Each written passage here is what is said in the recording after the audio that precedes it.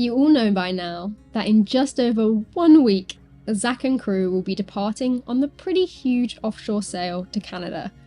And whilst we spent last week doing a thorough rigging check, grab bag demold, everything is coated in furry, thick black mould, and installing our wicked diesel heater. Yeah, it's working. It is? Yeah, it is. No way. That was it working. Yeah. That's hot, for sure. Great success. We need to breathe some non-city air, even just for a few days. So we're heading out bright and early this morning.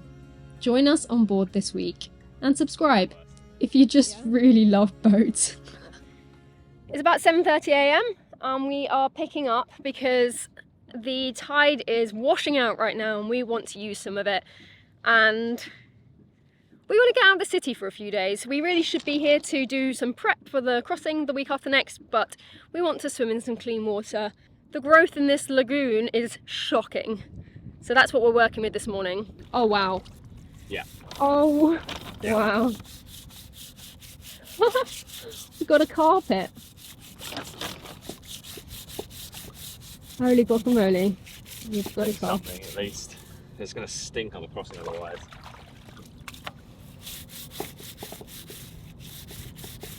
We can do it in the water as well when we're there as well. It's unbelievable. It is unbelievable.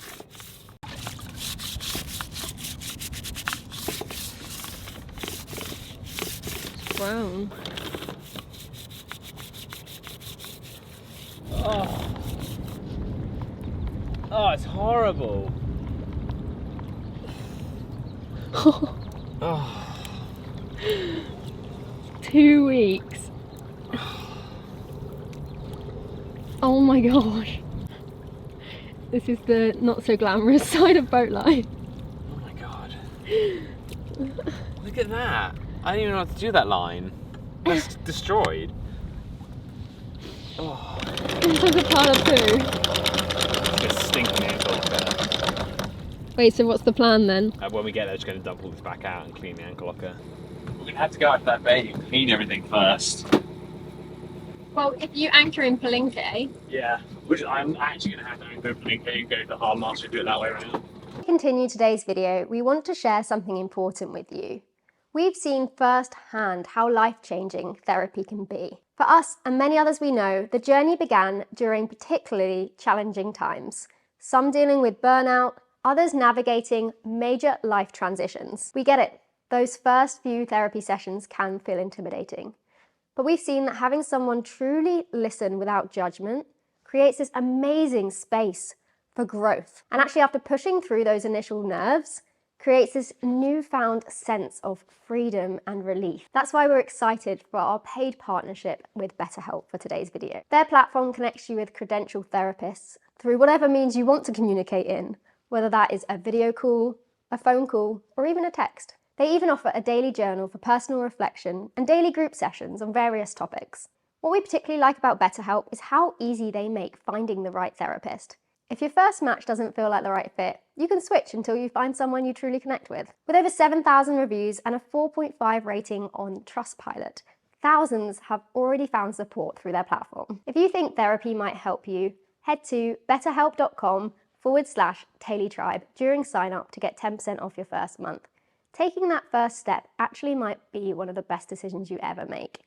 Back to the video.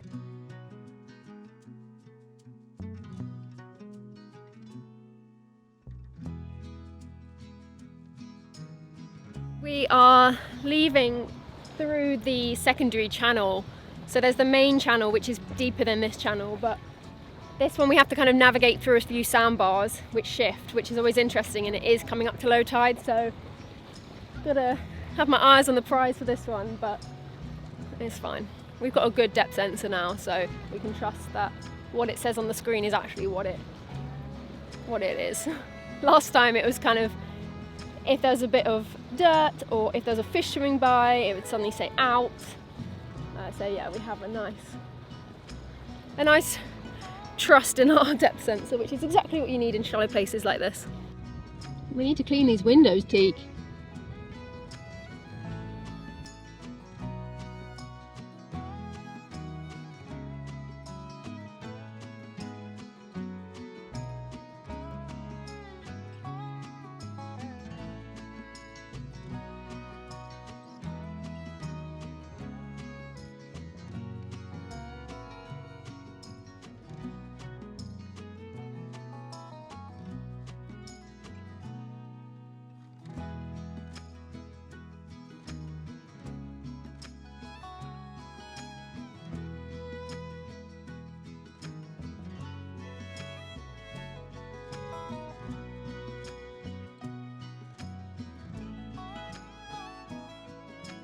What's nice is how just a few miles out of the La Paz Channel, you can find lots of great anchorages with beautiful water.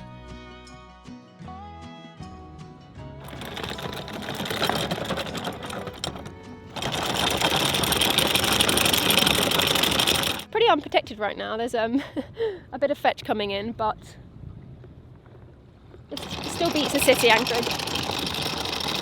Yeah, I think we've got over the crap now. I don't know how much we've got out, but it's deeper, more than we had last time. Yeah, we might want to just go out to the next colour because I just don't know how much we've got out. Look at the little waves coming in. It should chill out when the fetch dies down. Yeah. And we're northern protected, eastern protected, and southern protected. Yeah. Not so much southwest, but that's okay.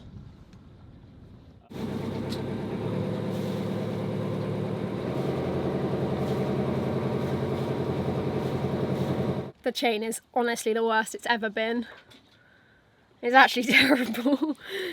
So fluffy. Anyway, we're dropped and we're very happy with where we are. We were looking because there's a water bottle floating and it's attached to a line, and we initially thought it was a pot, but actually on the charts on Community Edits, which is a feature you can kind of get to overlay on charts where people can comment on a place and drop pins and, you know, make corrections if they want. Someone said that it was a big anchor with loads of line wrapped around it, and they put that on there so no one else dropped on it, which is very kind. But yeah, we're dropped and it's nice to breathe some different air, and yeah, very nice, very nice. This is where we are, and one of my favourite features about this chart plotter is, see this pink line? That is our sonar logging going in. We don't have normal sonar, but our depth sensor has marked what we read versus what was actually read. So when we come to leave, we can leave on our own line knowing the depth, which is so nice. So we left La Paz, we were actually down here a bit more, and then came up, and initially, we're just there right now, but we were initially going to go all the way up here, up there. However, up there is Balandra, and it's gorgeous, but it's national park. It's about £12 a person a day, and it would just add up so quick. So we're just going to save a bit of cash and hang out in this non-national park bay, just for 4 or 5 days. Well, 4 to 5 days was the plan. However, as it turned out, the wind didn't ease, and throughout that afternoon and night, we were tossed and sloshed. And so we took it as a sign the next morning to tick off another job on the passage prep list.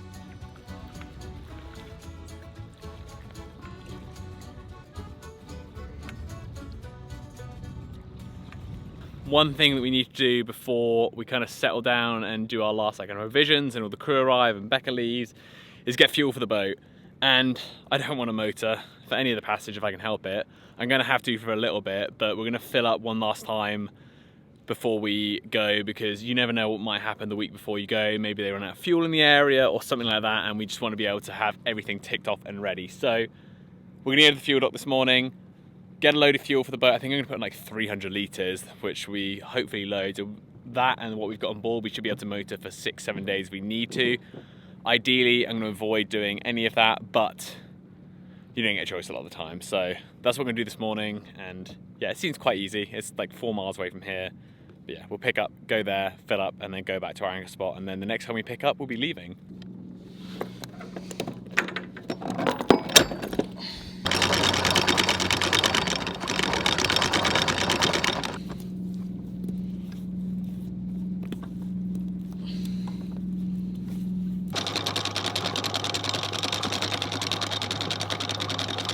I was just coming out of 4.5 knots. I looked to starboard and there's just a massive Baja ferry. I'm like, nope, straight into neutral. He's just over there. We'll let him go first. He's a bit bigger than us.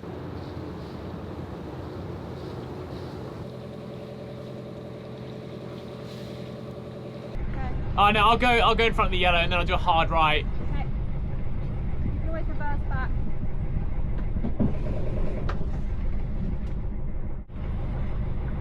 4 meters depth.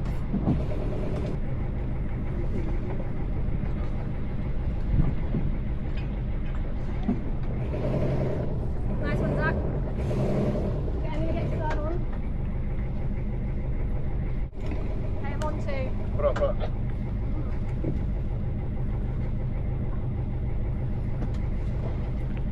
10 minutes, the boat in front of us is moving. So, oh, okay, so we're waiting. yeah, so we'll drag along, and then I guess either drag along or the hose will come back. Okay.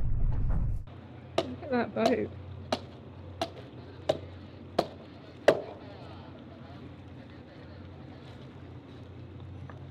That is insane. It was a short but sweet trip out of the city, and at least we are fueled up now, so it's time to crack on with the list again. It's about a week until I'm going to be departing now, and I'm kind of just going around and doing, I guess this isn't 100% necessary, but it does help with prevention of rust and all that kind of stuff. I'm going to put a load of this metal wax on all of our stainless, especially stuff at the bow, because that gets super rusty on these kind of offshore passages. I'm hoping I'll get the opportunity on some becalmed days to go up there and give things a bit of a rinse down and a clean, because it will get caked in salt at the front, especially if we're bashing into waves for weeks on end. But this should really help and make like almost a little film on the metal to prevent rust building up and getting any worse up there. So I'm gonna go and do that, but all the stainless is pretty good, to be fair. It will just get spot rusting throughout this passage, and nothing's permanent like that, and by the end I'll just have to go up there in Canada and give it a really good clean.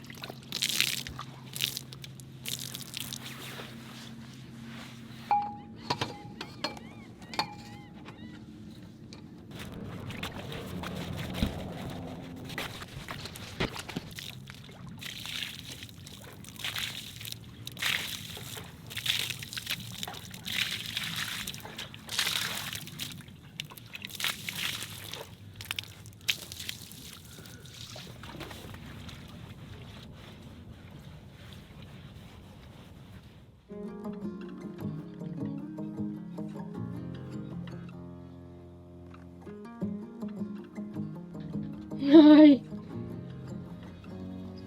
Hi.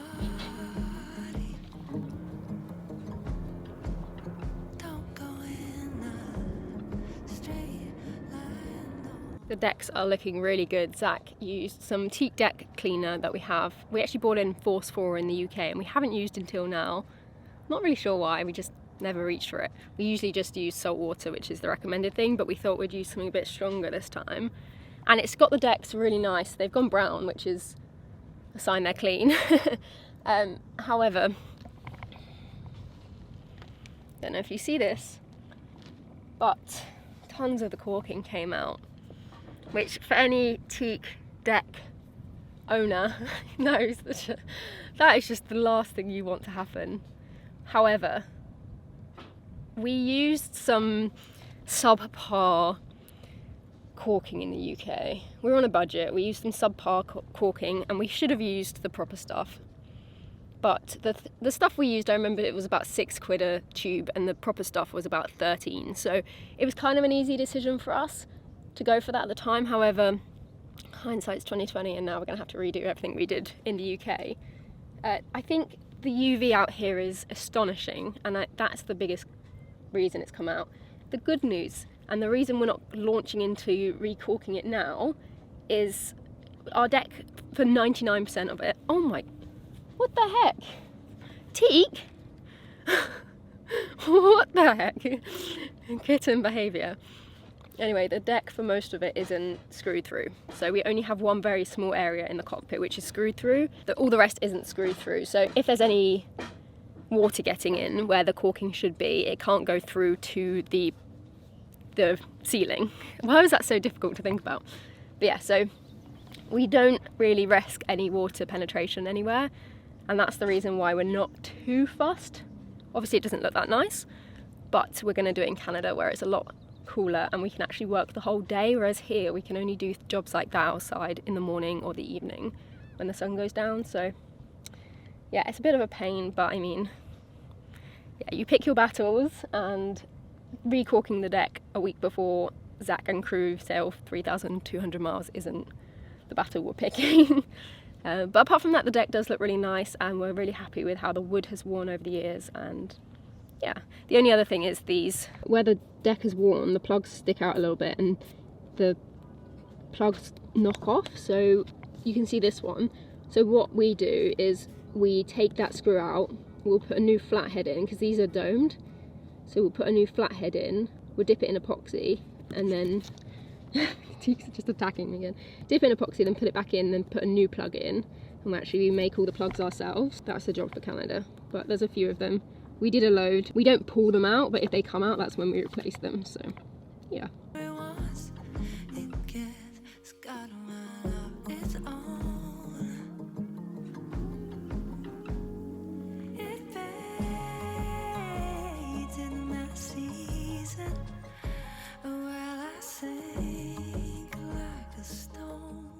As many of you know, we installed the Hydrovane on the boat probably about 6 months ago now, so it might even be more than that. And we got to use it the first time properly crossing the Sea of Cortez about another month or two ago. And it was fantastic and we absolutely loved it. But there's one more thing that I haven't added to it yet, and it's this control line. And I've been waiting to add this because I wasn't quite sure where I wanted to run it, and it wasn't really necessary to use the whole system.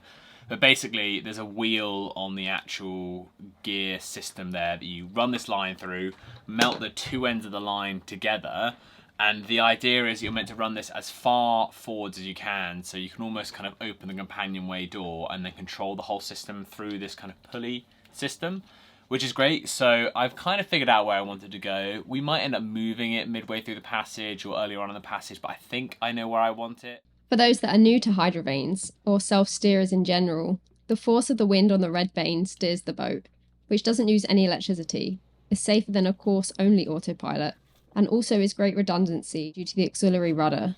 This control line makes it even safer, as in rough offshore conditions we can make sure we are safely inside the boat or cockpit without having to go to the stern to make any adjustments.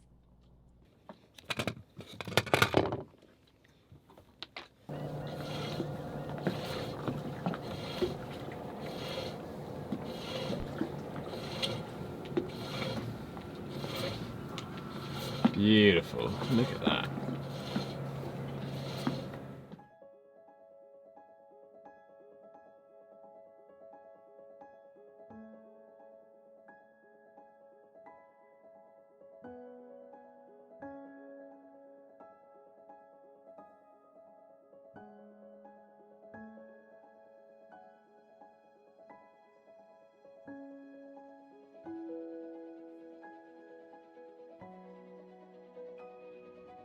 This evening we are going into town, and there's actually a rally in town which we had no idea that was happening, but there's like a Baja rally. I don't really know what's going on. Do you remember what it's called? It's like in memory of the Baja 1000, which I don't know whether still happens, but it's in memory of it. But it looks really cool, and there's loads of amazing cars there, so we're going to show you what's going on. And it's always pretty fun in this town when something like this is going on. And it finishes at half midnight, so that's kind of crazy. Let's go and see what it's about.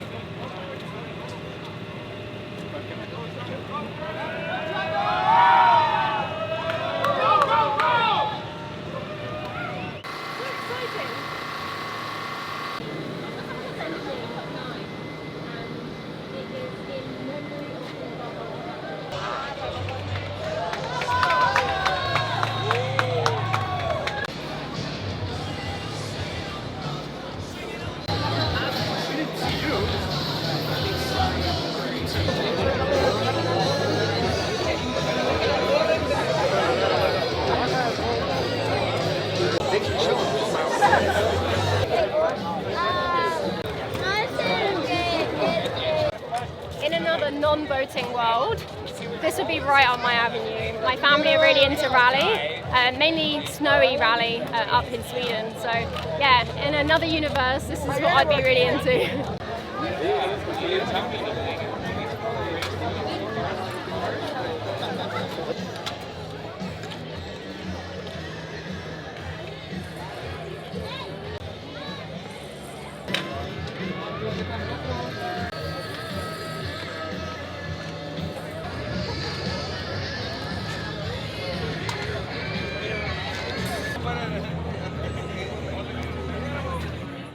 They say sailors' midnight is 9 PM, and I'm not going to dispute that. But it was cool to see all the cars, and La Paz definitely knows how to put on a cool event. Next week, it's the final week of prep, and we take you along for a day in our life, and it's a lot of fun. Kind of feels like old times, actually.